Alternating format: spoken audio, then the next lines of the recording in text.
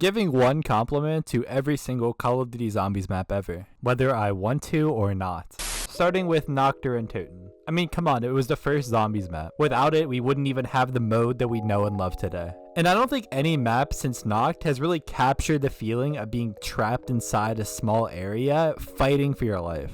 Verrückt introduced the most new things of any Zombies map ever, including power, perk machines, teddy bears from the mystery box, and traps. On top of being very, very innovative, Verrückt also is just an absolutely frightening experience that can't really be compared to anything else that we've ever gotten.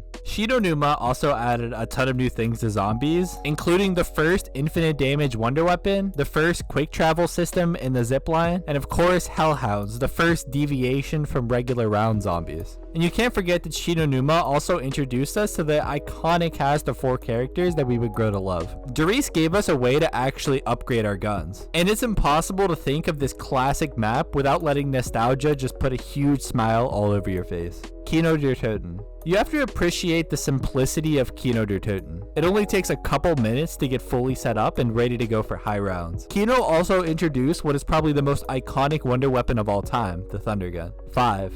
A map in the Pentagon? Tell me that doesn't sound like an extremely fun and interesting experience. This was also the first map that Treyarch diverged from the main 4 characters, and we were able to play as John F. Kennedy, Robert McNamara, Richard Nixon, and Fidel Castro. Ascension gave us 2 of the most iconic perks of all time, and we finally got a new set of special grenades that each felt very fresh and innovative in the Matryoshka dolls and the Gersh device. And then of course you can't forget that it was also the map that Treyarch finally pulled the trigger and gave us a multi-step Easter egg to solve that would basically become a main staple in the Zombies formula for years to come. Call of the Dead introduced us to 4 new celebrity characters, 2 new wonder weapons, a brand new Zombies boss to spice gameplay up. As a whole, Call of the Dead just kind of stuck a middle finger to the Call of Duty Zombies formula and shook things up in the best way possible. Shangri-La is a beautiful map, especially considering that it came out in 2011. The map also features one of the most unique and fun wonder weapons that we've ever seen.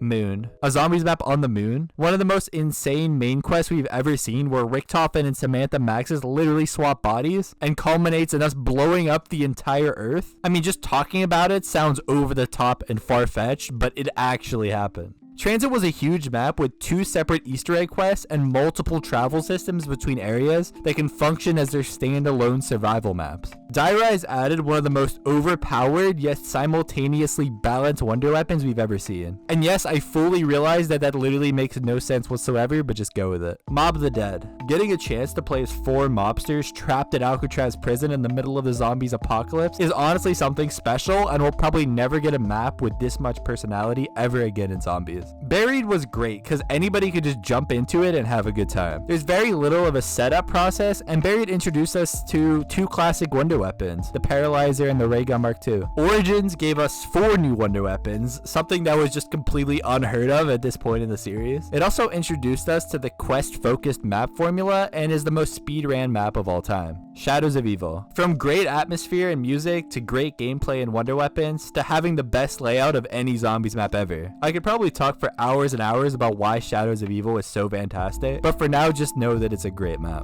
Dreisendrach was able to take the Origins formula of 4 unique wonder weapons and quest style Easter egg and simplify it down to make it appeal to a broader audience. It's a large map, but Treyarch was able to make it feel super easy to navigate, and even if you have to go to the other side of the map for something, it never takes too long. Zetsubo Nashima fully captured the dark, eerie swamp setting that Treyarch was going for. It featured one of the most underratedly interesting wonder weapons of all time in the KT4, and was the first map to have 2 separate unique boss fights. It's impossible to not feel like a badass when playing Garage Krovi. The map takes the zombies experience to an extreme level, featuring dragons, Russian mangler zombies, and of course ending with a boss fight versus Nikolai himself in a giant mech suit. Revelations took the best of all the previous zombies maps and put them into one map. The map saw the return of only the most classic zombies maps, wonder weapons, and zombie bosses. 9 was the perfect map for the new Black Ops 4 God-linked perk system. The map seamlessly combines areas inspired by 4 gods from different mythologies into one cohesive zombies map. Voyage of Despair. A zombies map on the Titanic shortly after it's crashed into the iceberg is such an amazing idea. The Voyage boss fight is also really fun and one of my favorite boss fights that we've ever had in Call of Duty Zombies. Blood of the Dead took one of the most classic zombies maps and expanded upon it. The storytelling used on Blood is honestly some of the best that we've ever seen from Treyarch. Dead of the Night is one of, if not the single most underrated zombies map of all time. The atmosphere on Dead of the Night is fantastic, and fighting against werewolves and vampires in a zombies map is something that a lot of people had wanted for years. Ancient Evil is a beautiful map set in ancient Greece with 4 unique wonder weapons, all relatively easy yet exciting to acquire and upgrade. The map also featured a fantastic main Easter egg quest that's filled with fun puzzles and difficult yet rewarding lockdown steps. Alpha Omega. Using Rushmore as the vehicle to drive the main Easter egg quests and side quests is a lot of fun, and Rushmore is surprisingly hilarious at times. Tog der Toten. Tog expanded on the classic map Call of the Dead in a really fun way. The culmination of the Aether story takes place on Tag, and I think in hindsight, this was a really fitting way to end it all. D Machine. D Machine provided the introduction to the Cold War zombie system at just the right time. The map serves its purpose and functions as a great map to bridge the gap between multiplayer and zombies. Firebase Z. The Reiki is a very fun and unique wonder weapon, and overall Firebase is just a simple map that's easy to grind camos on.